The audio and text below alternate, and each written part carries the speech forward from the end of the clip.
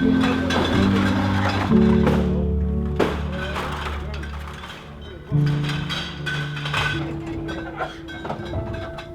loup montagneux est revenu du Cantal il y a peu de temps. Il a fait une petite période dans un buron. Ce vin, tous les ans, migre dans le Cantal de façon à vieillir dans un buron, mais vieillir différemment d'ici à Saint-Pourçain. Ce vin est mis en bouteille ici à Saint-Pourçain.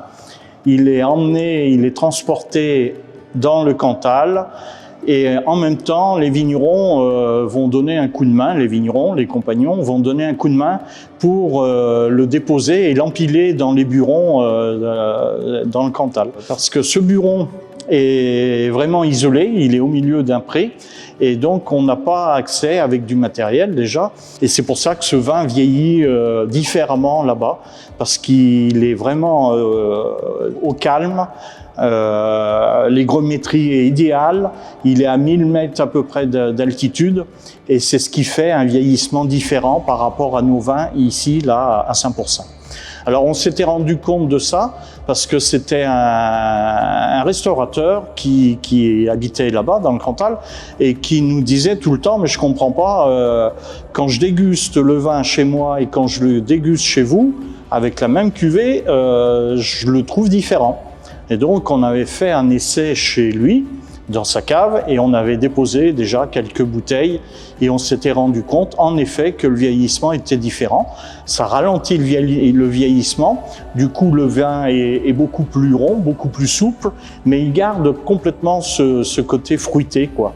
Et c'est ce qu'on recherche dans les Saint-Pourçain, hein. Alors, je vous parlais tout à l'heure que ce vin vieillissait dans un buron, mais je suis pas sûr que tout le monde sache ce qu'est un buron.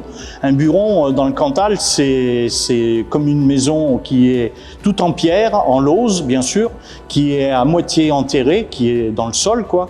Et c'était les bergers qui faisaient leur fromage et qui le faisaient vieillir dans ce local, quoi. Ce qui était recherché, eh bien, c'était bon, le calme et l'hygrométrie surtout, et puis la température, une température constante. Donc nous, ça nous allait tout à fait. Pour le vin, c'est idéal, c'est ce qui était recherché et ce qui fait que le vin vieillit complètement différemment de chez nous.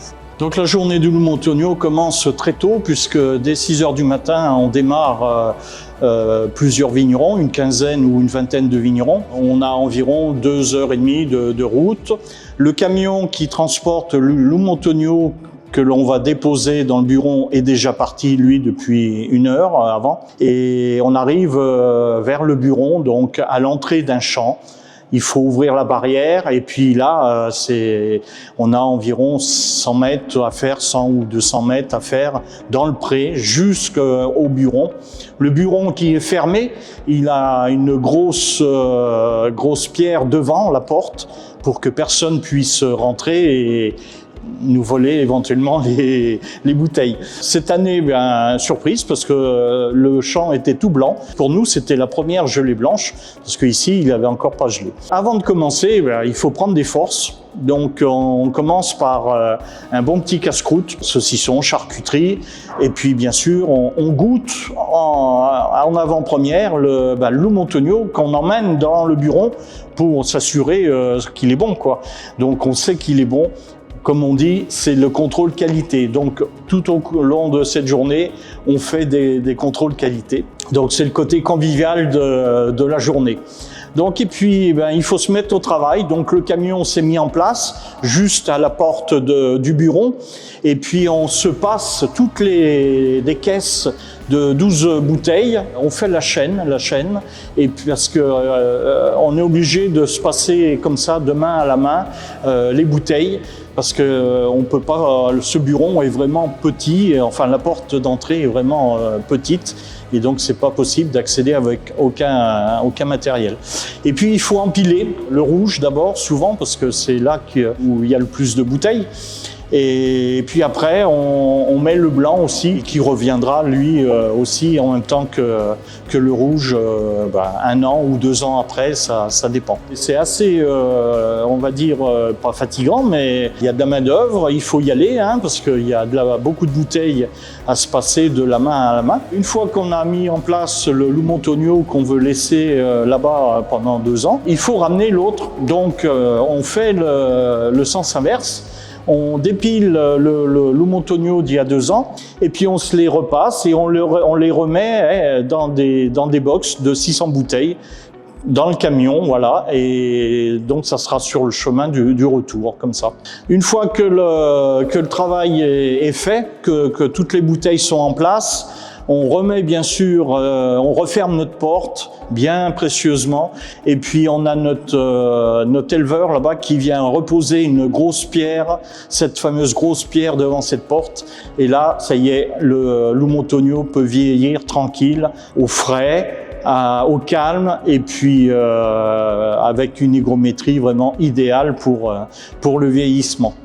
Donc après tout ça, bien c'est grand temps aux vignerons de se réconforter et puis on va tous ensemble manger au restaurant avant de retourner chez nous pour finir cette journée. Tout de suite après, donc la mise en vente se fait dans le mois qui suit.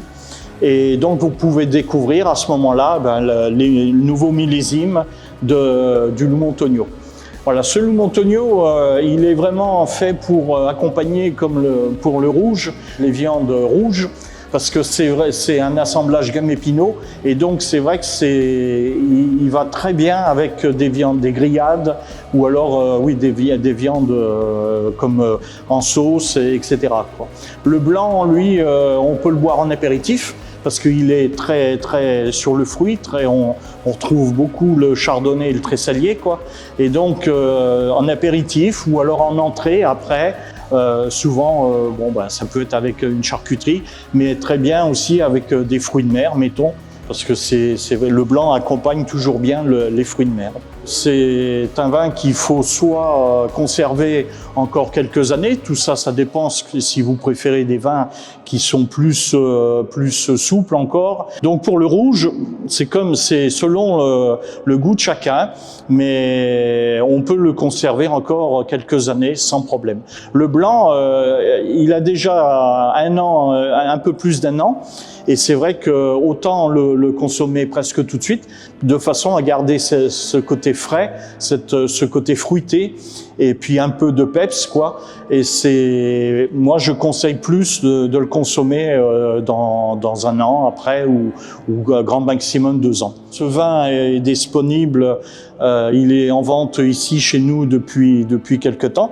N'hésitez pas à venir chez nous pour le découvrir et demander à déguster pour comparer avec les autres cuvées qui ont vieilli ici. Alors vous ferez vraiment la différence entre les deux. Le fait que ce vin est vieilli en altitude et avec une hygrométrie vraiment stable, ça change complètement son vieillissement. C'est un vieillissement, comme je disais tout à l'heure, qui est plus doux et du coup ça l'arrondit et on garde quand même ce côté très fruité.